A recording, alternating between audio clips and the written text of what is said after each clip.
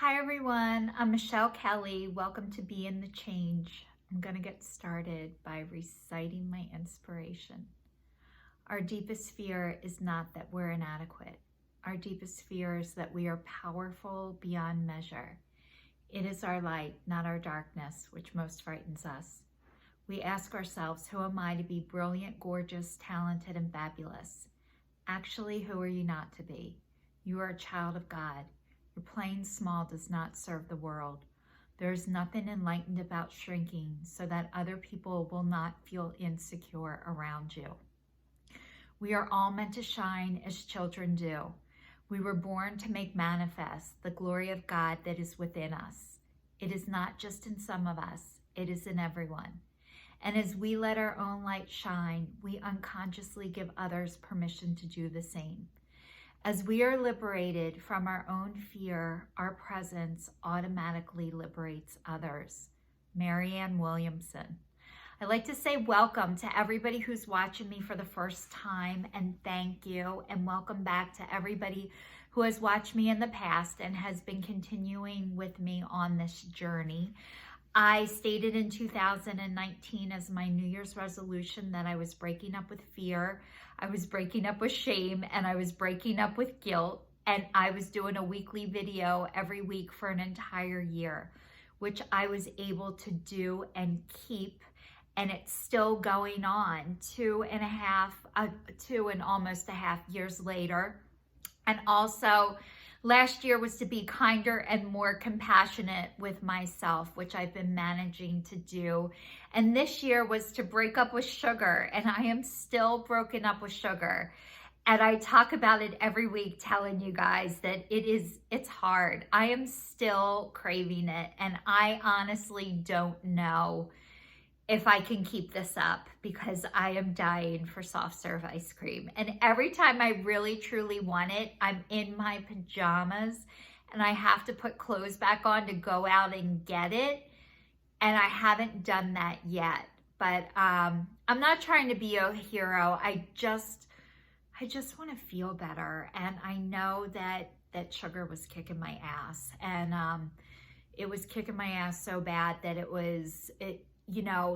it's a pretty bold move to have to break up with like my first love, my best friend. And I never wanted to do that. Jesus, like that was the one thing that I had to look forward to, but it was starting to hurt me in a lot of ways. So anyway, I don't know how long this is going to go on for, but I just say thank you to everybody who's watching me do this. And I don't want to be a martyr. And it's so funny because I used to say to people who I thought were being martyrs, get off the cross. We need the wood. So I am not trying to put myself on the cross and nail myself to it. Like, I'm not looking for that. I just want to feel good, and I want to stop hurting and harming myself, which has been a lifetime process and practice. And I harmed and hurt myself in ways that I never even knew that I was. So I'm now unlearning all of the things that I thought were correct and true. So it's a lifetime journey. I would have way more views and people watching me if you watched me curling my hair or putting on makeup or doing superficial stuff to make the outside look good. And honestly, I always tried to make the outside look good so you didn't have to notice what I felt like on the inside. And it's funny, I masked and protected myself in ways that, like if somebody said, hey, Michelle, how are you doing? Oh, I'm good. I look fine. I look good. That was something I prided myself in.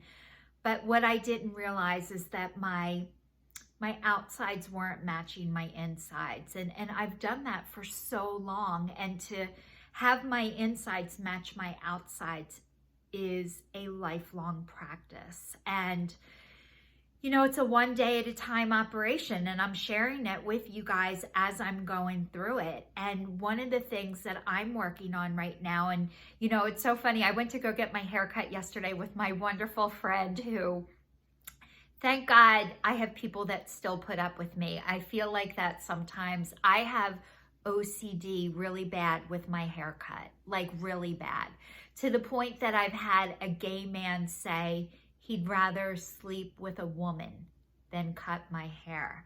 And these are remarks that one does not forget, and it is not a compliment when somebody says that to you.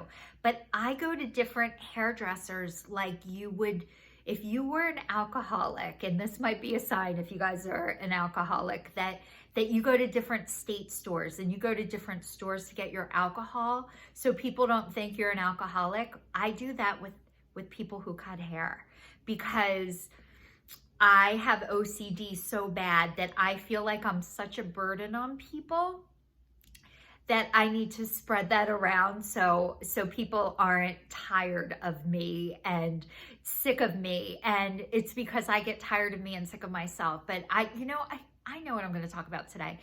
Being a pain in the ass.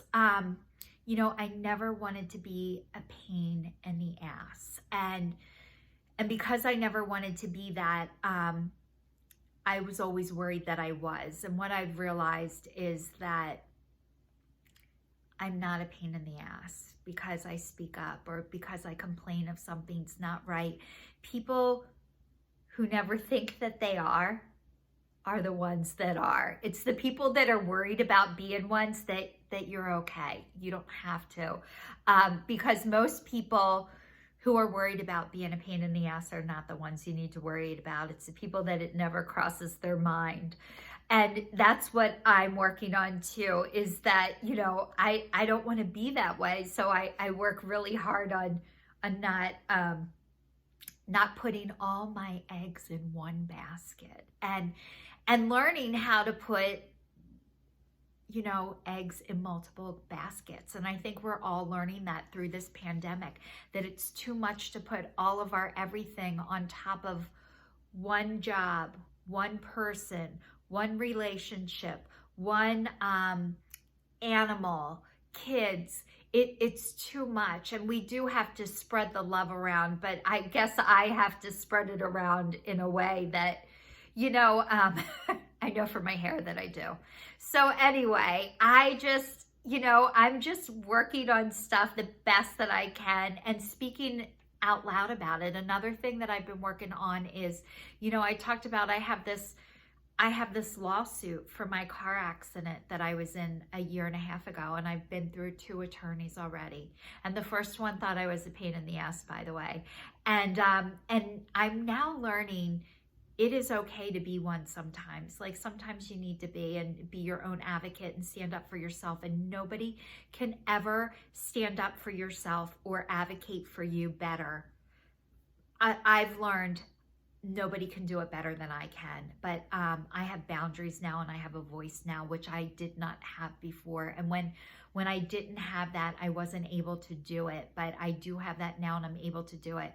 But I'm now working on trying to get somebody else, but I'm working on it like it's not going to work out. And I'm starting to advocate for myself and try and work things out the best that I can on my own. And I found out through all of this, through everything, I have always been the 1% where they're like, Michelle, this has never happened before. Michelle, this never happens. And I'm the person that like, yes, it can. And yes, it does. And it has happened to me. And I always thought that being that 1%er was a deficit, that it was a liability, that Michelle, you're a pain in the ass. And really what it is it is a gift. And it is a sign that you're meant, that I'm meant to change things, to be the map maker. And instead of saying, well, this never happened before, so obviously, you know, you're the problem, when really I'm the gift. I'm the one to show you, guess what? There's more than one way to do something.